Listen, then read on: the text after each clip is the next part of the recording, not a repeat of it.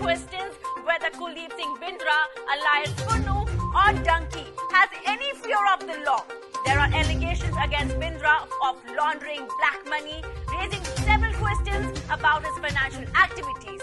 Reports suggest that Bindra has close ties with influential people in Delhi and deep connections with a former legislator in Mumbai. Are these connections helping him evade scrutiny by Indian federal agencies? Bindra sold 78 of his private properties for 3,880 crore rupees and deposited the money in Swiss and UK banks using an offshore company to purchase new assets, raising suspicions of money laundering.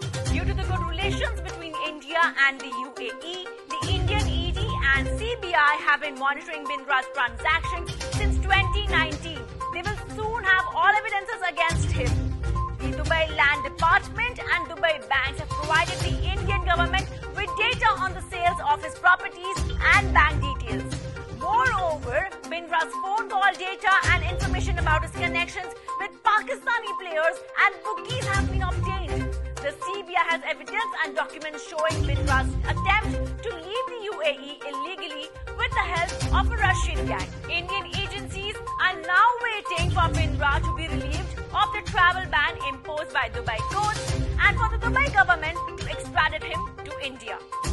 Will Bindra manage to escape due to his special connections, or will Indian law prevail?